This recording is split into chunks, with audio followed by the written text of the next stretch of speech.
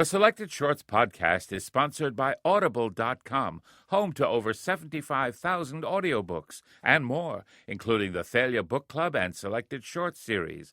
Learn how to download a free audiobook at audible.com/symphonyspace. From PRI, Public Radio International.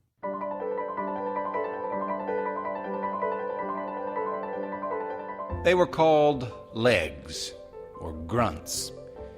To carry something was to hump it, as when Lieutenant Jimmy Cross humped his love for Martha up the hills and through the swamps. You're listening to Dylan Baker reading from Tim O'Brien's classic story, The Things They Carried, a reading to which we devote this entire edition of Selected Shorts, a series that originates in live performance on stage at Symphony Space in New York City. I'm Isaiah Sheffer. 20 years. Can it really be 20 years? 20 years since the publication of Tim O'Brien's classic book on the American foot soldiers of the Vietnam War, The Things They Carried. We decided to celebrate this milestone by rebroadcasting the reading of the title story of that volume that so overwhelmed the audience that first heard it at Symphony Space. The reader is Dylan Baker. First Lieutenant Jimmy Cross carried letters from a girl named Martha, a junior at Mount Sebastian College in New Jersey. They were not love letters, but Lieutenant Cross was hoping. So he kept them folded in plastic at the bottom of his rucksack.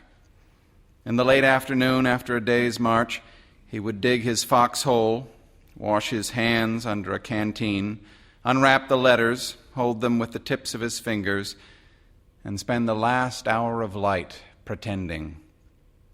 He would imagine romantic camping trips into the White Mountains in New Hampshire.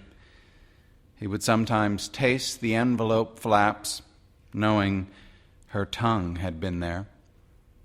More than anything, he wanted Martha to love him as he loved her. But the letters were mostly chatty, elusive on the matter of love. She was a virgin. He was almost sure. She was an English major at Mount Sebastian, and she wrote beautifully about her professors and roommates and midterm exams, about her respect for Chaucer and her great affection for Virginia Woolf. She often quoted lines of poetry. She never mentioned the war except to say, "Jimmy, take care of yourself." The letters weighed 10 ounces. They were signed Love, Martha, but Lieutenant Cross understood that love was only a way of signing and did not mean what he sometimes pretended it meant. At dusk, he would carefully return the letters to his rucksack. Slowly, a bit distracted, he would get up and move among his men, checking the perimeter. Then at full dark, he would return to his hole and watch the night and wonder if Martha was a virgin. The things they carried were largely determined by necessity. Among the necessities or near necessities were P38 can openers, pocket knives, heat tabs, wrist watches, dog tags, mosquito repellent, chewing gum, candy, cigarettes, salt tablets, packets of Kool-Aid, lighters, matches, sewing kits, military payment certificates, sea rations, and 2 or 3 canteens of water. Together, these items weighed between 15 and 20 pounds, depending upon a man's habits or rate of metabolism. Henry Dobbins, who was a big man, carried extra rations. He was especially fond of canned peaches and heavy syrup over pound cake. Dave Jensen, who practiced field hygiene, carried a toothbrush, dental floss, and several hotel-sized bars of soap he'd stolen on R&R in Sydney, Australia. Ted Lavender, who was scared, carried tranquilizers until he was shot in the head outside the village of Than Khe in mid-April. By necessity, and because it was SOP, they all carried steel helmets that weighed 5 pounds, including the liner and camouflage cover. They carried the standard fatigue jackets and trousers. Very few carried underwear. On their feet they carried jungle boots, 2.1 pounds, and Dave Jensen carried 3 pair of socks and a can of Dr. Scholl's foot powder as a precaution against trench foot. Until he was shot, Ted Lavender carried 6 or 7 ounces of premium dope, which, for him, was a necessity. Mitchell Sanders, the RTO, carried condoms. Norman Boker carried a diary. Rat Kiley carried comic books. Kiowa, a devout Baptist, carried an illustrated New Testament that had been presented to him by his father, who taught Sunday school in Oklahoma City, Oklahoma. As a hedge against bad times, however, Kiowa also carried his grandmother's distrust of the white man, his grandfather's old hunting hatchet. Necessity dictated.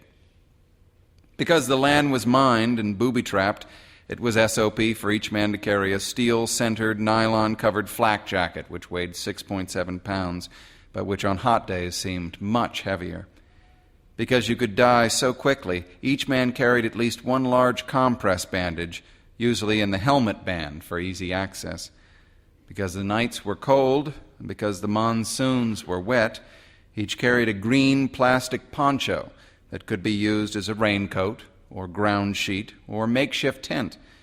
With its quilted liner, the poncho weighed almost 2 pounds, but it was worth every ounce.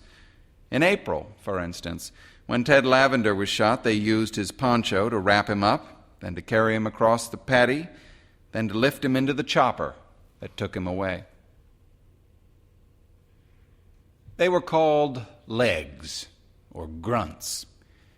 To carry something was to hump it, as when Lieutenant Jimmy Cross humped his love for Martha up the hills and through the swamps.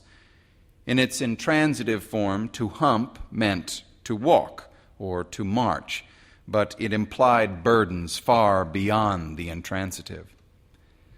Almost everyone humped photographs. In his wallet, Lieutenant Cross carried 2 photographs of Martha. The first was a Kodachrome snapshot signed Love, though he knew better. She stood against a brick wall. Her eyes were gray and neutral, her lips slightly open as she stared straight on at the camera. At night, sometimes Lieutenant Cross wondered who had taken the picture, because he knew she had boyfriends, because he loved her so much, and because he could see the shadow of the picture taker spreading out against the brick wall. The second photograph had been clipped from the 1968 Mount Sebastian yearbook. It was an action shot, women's volleyball, and Martha was bent horizontal to the floor, reaching, the palms of her hands in sharp focus, the tongue taut, the expression frank and competitive. There was no visible sweat. She wore white gym shorts. Her legs, he thought, were almost certainly the legs of a virgin. Dry and without hair, the left knee cocked and carrying her entire weight, which was just over 100 pounds. Lieutenant Cross remembered touching that left knee. A dark theater, he remembered, and the movie was Bonnie and Clyde, and Martha wore a tweed skirt, and during the final scene when he touched her knee, she turned and looked at him in a sad, sober way that made him pull his hand back. But he would always remember the feel of the tweed skirt and the knee beneath it, and the sound of the gunfire that killed Bonnie and Clyde. How embarrassing it was, how slow and oppressive. He remembered kissing her good night at the dorm door. Right then, he thought, he should have done something brave. He should have carried her up the stairs to her room and tied her to the bed and touched that left knee all night long. He should have risked it. Whenever he looked at the photographs, he thought of new things he should have done.